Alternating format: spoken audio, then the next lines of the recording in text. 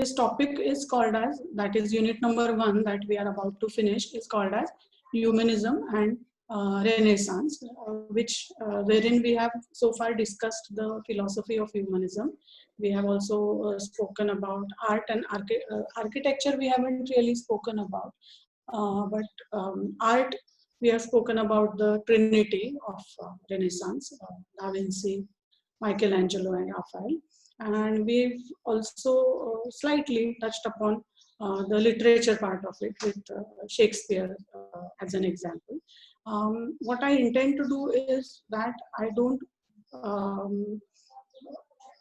won't be discussing the architecture part and literature part in detail with you guys, but I want you to explore these online resources in such a fashion that it will enrich your understanding. But if you can't do that, then it will not harm your main exam-oriented question thing. So the question that I will be asking for your internal examination, it will deal with the philosophy of humanism and its expressions in the field of art and architecture and literature. But you can opt, if you want, you can simply opt to speak only about the field of art and not about architecture and literature, provided you don't have any access to good enough resources. If you have access to resources, which I believe you have since you are here on the Zoom call, then please go ahead and explore sources. I've shared a Excel sheet with you on WhatsApp. Also, it's hopefully on Moodle. If it's not, let me just remind me and I will put it there. So the Excel sheet has different links to various BBC documentaries or John Green's crash course in European history kind of a series, which will help you understand a few more things about especially architecture and literature. So that part I'm leaving for you to do on your own, but the remaining part, that is the philosophy of humanism and its expressions in the field of art as manifested through the Renaissance Trinity, that we have discussed so far. Okay, clear so far? Yes, ma'am. Yes. Yes, ma'am. Yeah. So today is what? Today is Wednesday. Yes. Wednesday. Yes. Yes. So either tomorrow or whenever you discuss with Rahul and Devkumar. So tomorrow onwards, I will be dealing with this other unit number 2, Protestant Reformation and Counter Reformation. Okay. Today will be the last lecture of Renaissance, unit number 1. You know that this 3, 4, 5, 6, what are the units of this paper. This PPT, when I share, you will know that there are names of books that you can read. Also, I think Anushri has already shared a PDF file of a very short introduction to the Renaissance by OUP, that is Oxford University Press publication, on the WhatsApp group. If not, then just remind me. It's somewhere in my WhatsApp. I'll share it again. It's there. Very short. It's there, na? Great. Just reply to that somewhere on the WhatsApp group so that yes, you can go back. Thank you. So that's an excellent book. Very short introduction to the Renaissance. Similarly, there will be a very short introduction to Reformation, Enlightenment, so on and so forth. So please, if possible, if you can catch hold of those PDFs also, slowly, share them whenever we are teaching. Anushri, that's a request. Not what is only it? Reformation and Enlightenment, you said, no, ma'am? Yeah, Reformation and Enlightenment. Okay. Protestantism also, I think, or it may be titled as a very short introduction to the Protestant Reformation. I'm not very sure. Just Reformation. Okay. I'll check. Ma'am, it's Reformation and Enlightenment. म्हणजे Protestant Reformation आहे, Reformation आहे आणि Enlightenment आहे. म्हणजे two separate books, only Reformation and only Enlightenment. Yes. Me टाकते. I'll find it. Thank you. Okay. Then, yeah, these books. Then we saw the geography of it all and what was the Roman Empire all about and how it got divided into Eastern and Western Roman Empire. And the importance of the Eastern Roman Empire becomes clear when we speak of the years when there is something called as the fall of Constantinople. We discussed various causes, various conditions that led to what came to be known as the Renaissance in the 13th, 14th, 15th, 16th centuries. Conditions starting from the 13th, 14th centuries and Renaissance in 14th to 17th centuries in Europe. Then we also saw the underlying ideas and this background of feudalism and how it came feudalism, how it came to kind of make people aware that there is a world outside your little village and hamlet and little town. So the moment feudalism declines and the moment Renaissance processes begin, these two can't be really separated. So when people start going out of their places, out of their villages and towns for crusades or for voyages, that is the time period when their horizons start widening and then they start thinking in terms of interacting with different people, interacting with different ideas, negotiating with different kinds of linguistic groups and religious groups and so on and so forth. Basically, a widening of horizons happens simultaneously with the decline of the feudal system. All of these conditions are pointing towards a process which involves revival of classical learning and wisdom. Classical meaning Greek and Roman manifestations in the field of art, architecture, sculpture, literature, philosophy, science, and ideologies such as individualism, etc. So this whole thing, ideological cluster, as it were, is called as the Renaissance. Then we also saw that these are various, the ideologies that were revived eventually.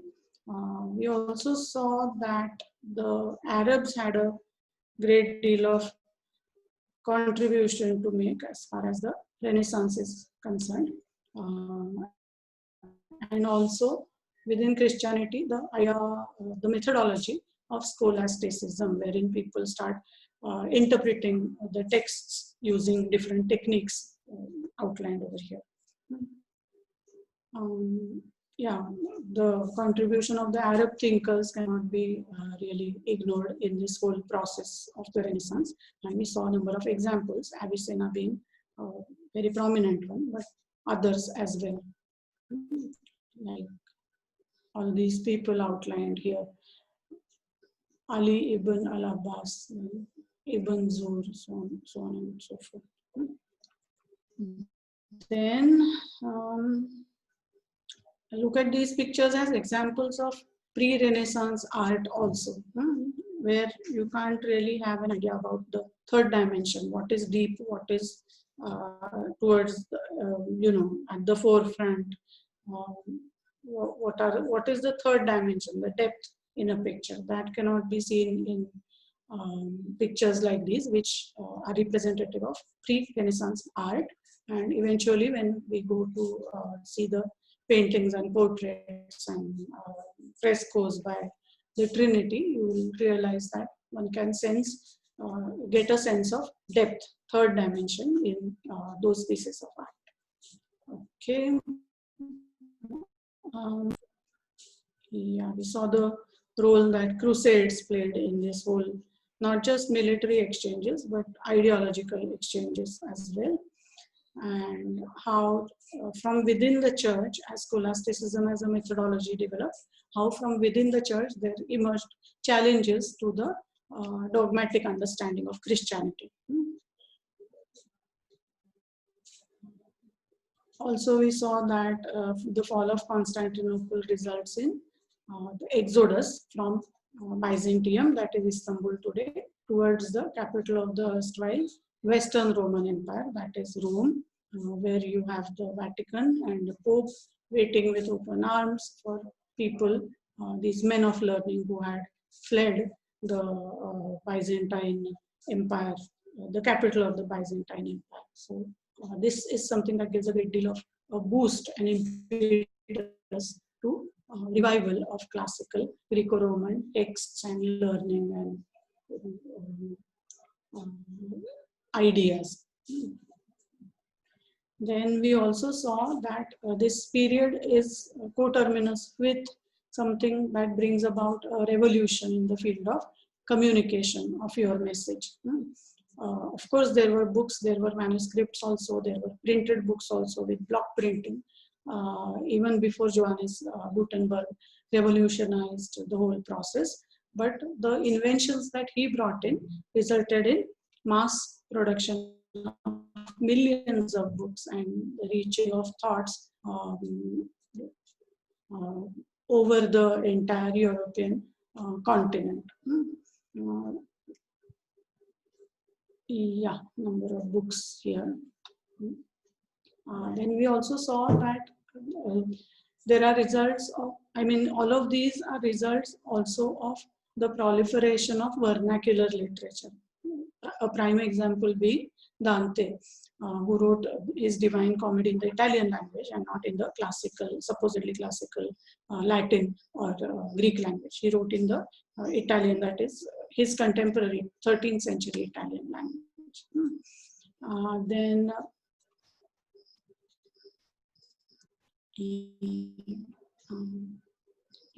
talking of the criticism coming from within the church, we saw that Erasmus is somebody who's himself a priest, and still he goes ahead and says that the church is not the sole authority of certifying good qualities of people.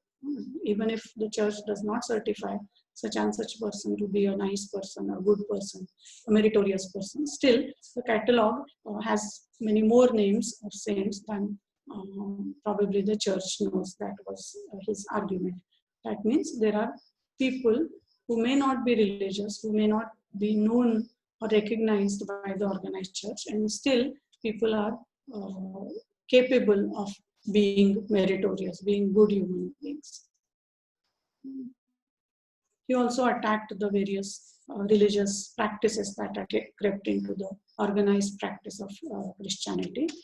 As a result of these various processes, people started having honest doubts. People started asking questions to organized church.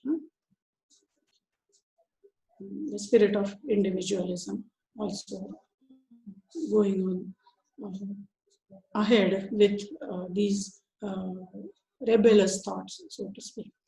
Then all of this together has come to be known as humanism, and these are the various causes, or these are the various conditions which facilitate the ideology of humanism being so prominent in this period.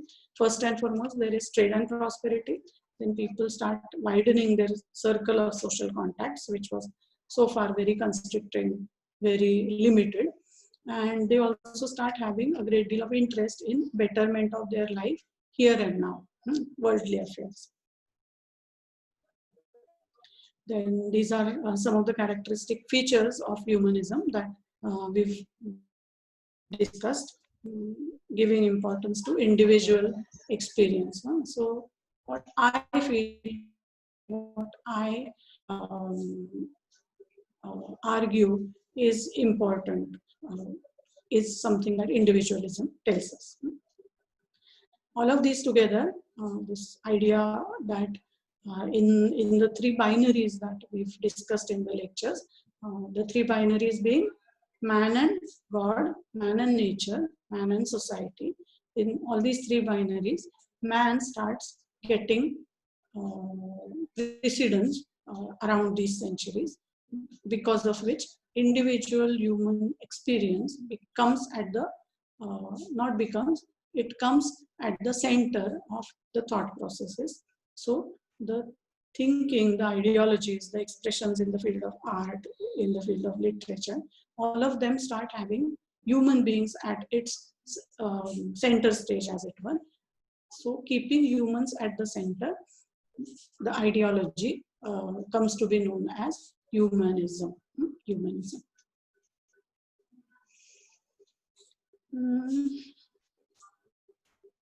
Yeah, human nature in all its manifestations becomes the chief subject, the focus of this ideology. We've also discussed the various effects that humanism had in the field of, especially in the field of art, but also in the field of thinking. People start asking questions, they start criticizing, they start asking questions such as what if I don't do this? What if I don't follow such and such stricture which is imposed on me by somebody? So asking of questions is a revolutionary activity that happens in this period. Vasari is the primary source material, the author who gives us the primary source material.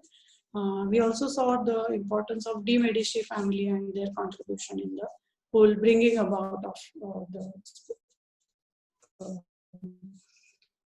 Renaissance art and architecture. These are various examples that we saw of the Trinity of Renaissance. Da Vinci, Michelangelo, and Raphael. And finally, we saw that Shakespeare is also, even if he is not counted among the Trinity, he is also one of the finest, arguably the finest, it's said, a literary figure in the English language. So he's written all these various plays and sonnets and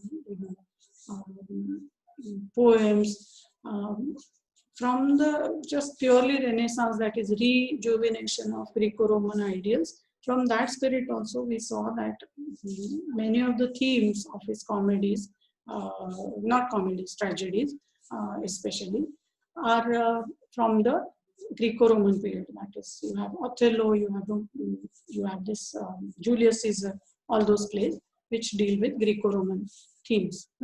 And finally, these are some of the, earlier also we've discussed, but these are some of the as yet undiscussed effects of Renaissance. That is, people started having a new idea, new conception, new understanding of what human life is all about, what the world is all about, as a result of the ideological upheavals of the Renaissance period. Then there is also the reconciliation between Christianity and classical civilization, meaning you know that earlier you have the Greek Empire, or the whatever, empire, then you have the Roman Empire, and then you have Christianity, which comes after defeating the Greco-Roman heritage and in a way really destroying the Greco-Roman heritage, Christianity in the early years, early centuries. But this is a period, Renaissance, when people have kind of moved away from those centuries, the early centuries of the Christian era, when in the 4th century you have Constantine, the emperor, embracing Christianity, and then Christianity from that period onwards starts becoming a major religion. Up until then, Christianity is not a very popular religion. This tussle between Christianity and pre-Christian religious and ideological practices of the Greco-Roman Empire, it kind of has a closure in the Renaissance, wherein people feel that, okay, we have moved away from those centuries and now we are distant enough to realize that all said and done, yes, the Christian rulers and emperors defeated the Greco-Roman Empire, but still we have ideologically inherited so many things from the Greco-Roman period that we cannot really simply wish away their presence. So a reconciliation happens between Christianity and the classical civilizations. Just the way, for example, we today have so many British things, even if we have politically moved away from the British people as colonial subjects. We are not a colony anymore, but still so many of our systems, our laws, our tastes, whether we drink tea or coffee, whether we play cricket or football, all these things are definitely influenced by British tastes. And this is something one has to make peace with, that okay, we were never ruled by the Dutch, for example. Otherwise, we would have appreciated a different kind of a sport. Then Renaissance period sees education changing a great deal. That is, universities, as we've already seen, start coming up. And we had earlier seen that around the 5th century AD, church began to have a great deal of influence on education. But with the establishment of university, again, secular education starts coming in. Yes, church is a major factor, but still complete control over what is to be imparted as education is not exerted by church anymore, starting off from the Renaissance period. Then there's the rise of vernacular literature. We saw that Shakespeare and even Dante earlier. These are writing in regional languages, not writing in classical Greco-Roman languages, and still they have a great deal of respect, a great deal of popularity also, and status also. So vernacular literature, it had always been there, but now it starts getting prestige also. Modern science and religious reform, these are things that we will be discussing when we are speaking of the scientific revolutions and Protestant Reformation. So I won't go into much of details, but enough here to say that religion starts introspecting. Organized church starts introspecting, looking at itself with a critical eye, because there is so much of criticism coming in from people like Erasmus. Modern science also, because of this whole interest in worldly affairs. So how to improve your life, hence new inventions, new discoveries, new machines being made, new technologies being invented. And there is also the counter-reformation, which I will not discuss here right now, because that will come when we speak about the Reformation. Okay, this is where your PPT for Renaissance ends. Okay, so I've stopped sharing the screen. How many minutes more remaining, Anushri, in this call? 15 to 2:40. 25 minutes. 10 minutes. Only 10 minutes. Did you say 10? Yes, ma'am, 10. Okay, so I'll just get over with the English thing in the last 10 minutes, so that you don't have to come. You will anyway come for this one, for discussing things with Rahul and Dev Kumar. But anyway, I will continue in English for the next 10 minutes. Yeah, there's a great deal of discussion that happens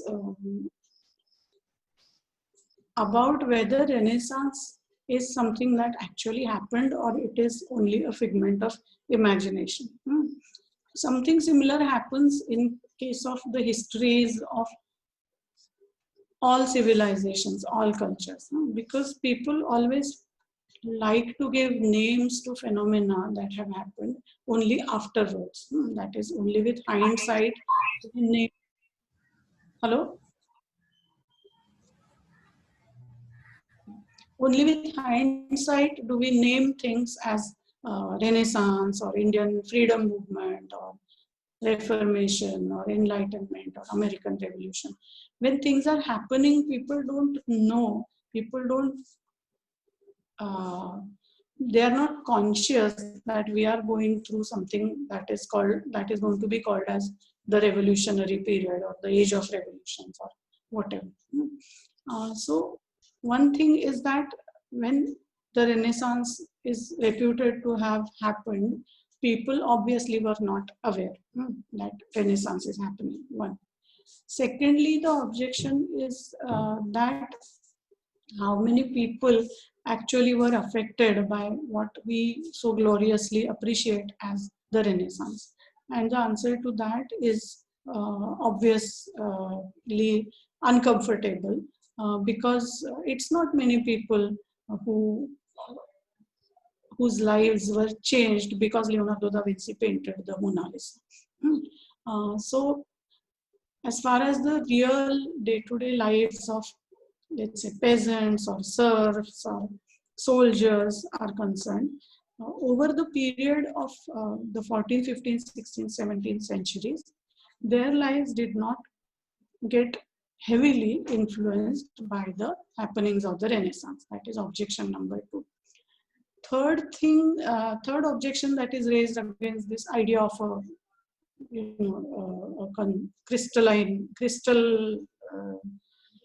concise Renaissance is that something happens over 3 centuries and you call it one phenomenon.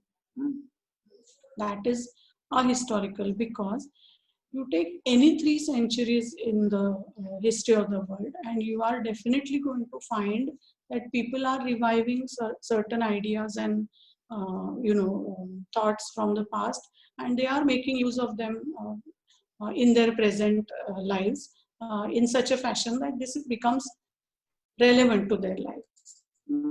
So the objection is that what is the period when the Renaissance has not happened? Every century, every year, every single day. For example, we use the mixie to make chutney in the kitchen, but we also use the stone grinder sometimes if we feel like using it. So the technologies that we use, or we use the computer also, and we use the blackboard also.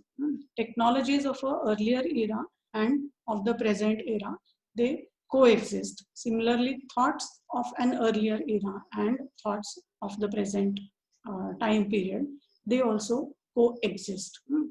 So the objection is that, can you really name something that happened over a huge period of 3 or 4 centuries as a single process, especially when the people who are involved were not really aware of doing anything of that sort? So that is another objection that is leveled against the idea of a unified Renaissance. So first we saw that were common people affected by it? And the answer is no, especially in the field of art. Then the second objection was that it's too long a period of 3 centuries to say anything about it. And the third objection was that, what was it? I forgot. The one that I discussed before this. Only in the hindsight is a phenomena named. So it's only now that we realize that something like that has happened and we have named it. Yeah. And the fourth objection is that Renaissance is something that has been invented in order to kind of gloss over the oppressive present around us, as it were. So people have argued that there is always this process of invention of tradition that happens whenever whoever is the person who's writing, they feel that my surroundings are not very happy. I'm not very happy in these political, economic, whatever situation. So they go back to the past and try to make therapeutic use of the past. Past as therapy. So today I don't like my socio-political, cultural surroundings. So I will say, okay, today things are looking bad, but once upon a time, we had a great time called as Renaissance, called as the Golden Age, called as the whatever. So these are some of the arguments that are put forth to say that there is no such thing as Renaissance. What is it that we as students of history should do? We should simply try and understand both sides of the argument. One is that these are centuries when you see these fantastic manifestations in the field of art, architecture, so on and so forth. And the other side is that we cannot really label them as belonging to a specific school of thought or a specific cluster of ideas. So we'll just take both these arguments and try and perhaps explore more about them. We need not give the label also of Renaissance, or we are not going to benefit in any way by naming this period as the Renaissance, but it can be a very useful exercise to try and understand what are the linkages that we as Indian post-colonial, in your case millennials, what are the linkages that you can think of in your day-to-day lives with the period of 14, 15, 16, 17th centuries Europe. This will become evident especially as we go ahead with the various ideas, the ideologies that we discuss in unit number 6. There are so many things like democracy, individualism, this idea of humanism, which we practice today and which the roots of these things can be traced back to the centuries, 13, 14, 15, 16 centuries in Europe.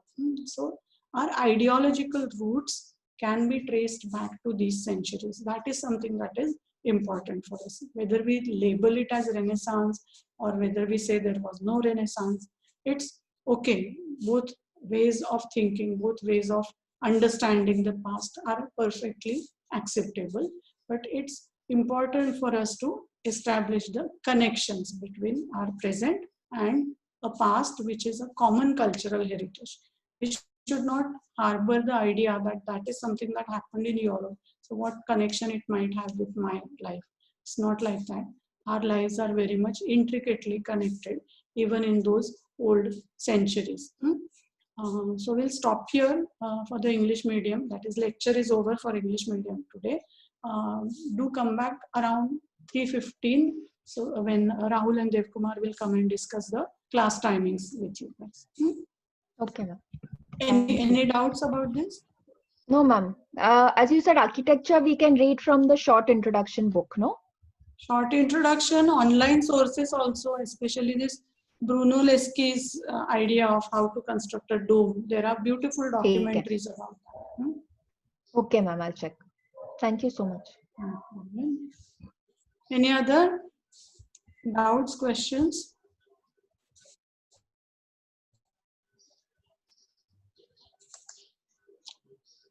Zotan? No, ma'am. No, ma'am. Okay. Then history department students come back at 3:15, 3:15. Huh?